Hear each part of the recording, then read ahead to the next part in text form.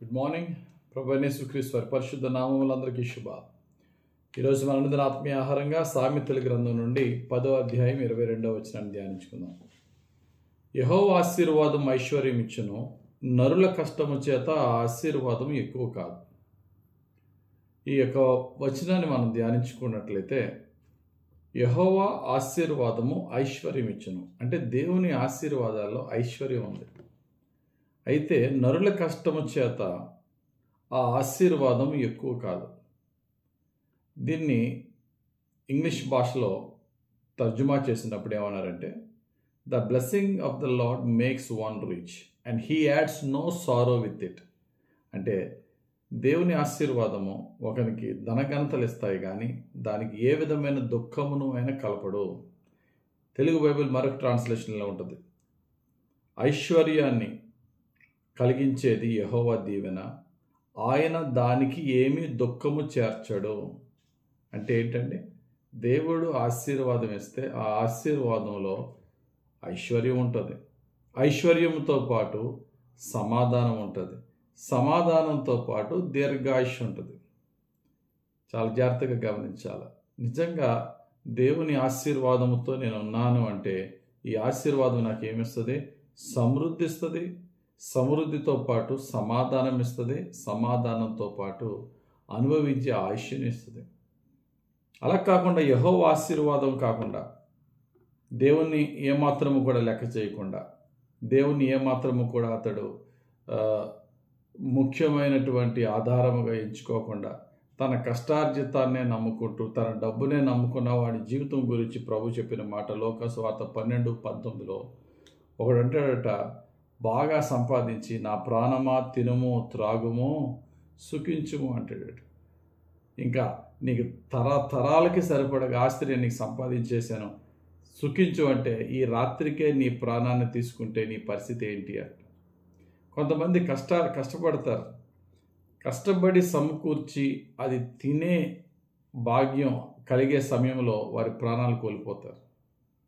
కనుక ఆశీర్వాదము ఉంటే సరిపోదు, ఆ ఆశీర్వాదాన్ని అనుభవించగలగాలి. అది దేవుడిచ్చిన ఆశీర్వాదం. బ్లెస్సింగ్ అనేది అనుభవించగలగాలి. కొంతమంది వాళ్ళకి బ్లెస్సింగ్ అనుకుంటారు కానీ అది బ్లెస్సింగ్ కాదు. మరికొందరి జీవితంలో చూస్తే ఇంటి నిండా డబ్బు ఉంటుంది కానీ సమాధానం ఉండదు.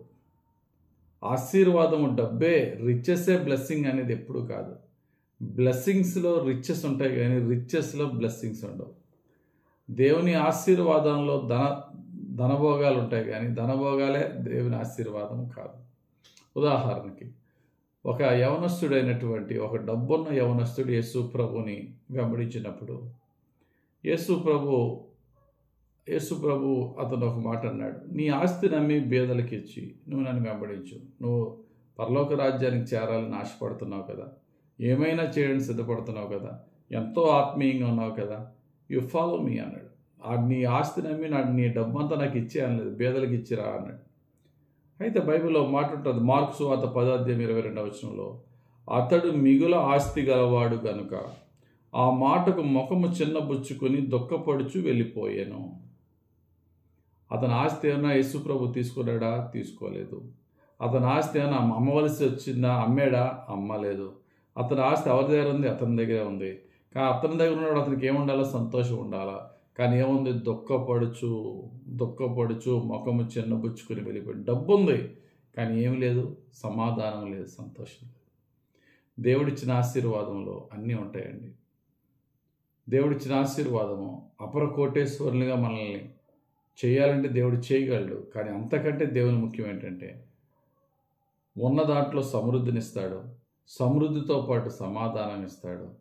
ఆ యొక్క చక్కటి సమాధానంతో ప్రభువులో ఎప్పుడు ఆనందించే విశ్వాసాన్ని ఇస్తాడు. కాబట్టి ఈ రోజున నీ డబ్బు నువ్వు దీవెనని అనుకుంటే, నీ కారు, నీ మేడ, నీ మిద్దెలు దీవెనని అనుకుంటే ఒక్కసారి నిన్ను నువ్వు యోచించుకో.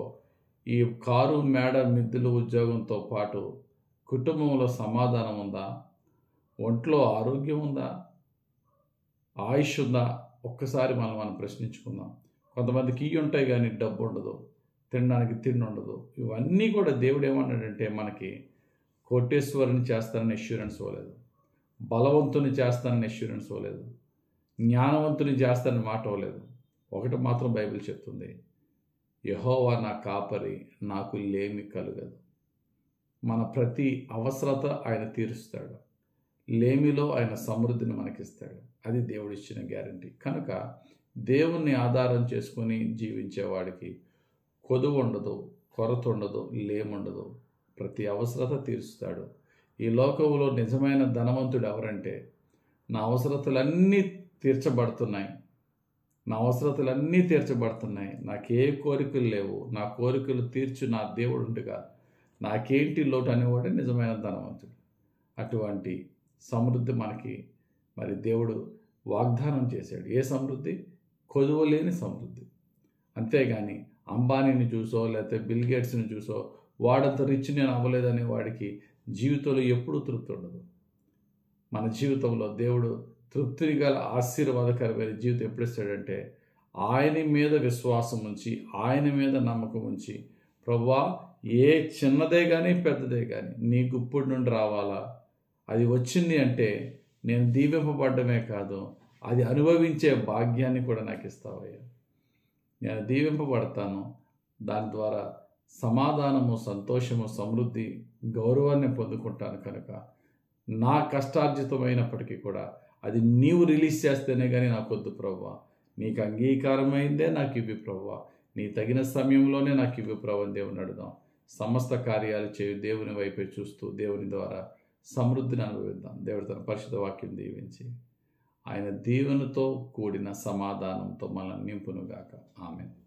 పరిశుద్ధుడా, ప్రేమ కలిగిన తండ్రి, ధ్యానించిన వాక్యం మాకు రక్షణ వాక్యంగా ఫలింపచేసి ఈ మెటీరియల్ బ్లెస్సింగ్స్ని చూసి బ్లెస్సింగ్ అనుకోకుండా ఈ లోక సంబంధమైన శరీరపరమైనటువంటి ఈ భౌతికపరమైనటువంటి ధనధాన్యాలు, వస్తువులు, సామానులు చూచి ఇవే నా దీవెన అని అనుకోకుండా, దీవెన అంటే సమాధానము, సంతోషము, సమృద్ధి, ఏ లోటు లేని నెమ్మదైన జీవితం అనే సత్యాన్ని తెలుసుకొని కొద్ది దాంట్లో నెమ్మది కలిగి ఉంట భాగ్యము, విస్తారంగా ఉండి నెమ్మది లేని జీవితం వ్యర్థం అనే సత్యాన్ని తెలుసుకొని కొద్ది దాంట్లో తృప్తి చెంది నెమ్మదితో సమాధానంతో ఉండే భాగ్యం మా అందరికీ దయచేయమని యేసుక్రీస్తు వారి పరిశుద్ధ నామంలో ప్రార్థించి వేడుకొంచున్నాం తండ్రి. ఆమేన్. తండ్రి యొక్కయు, కుమారుని యొక్కయు, పరిశుద్ధ ఆత్మదేవుని అభిషేకం హెచ్చుగా మనల్ని అభిషేకించి నడిపించి దీవించును గాక. ఆమేన్. God bless you. Have a very blessed day.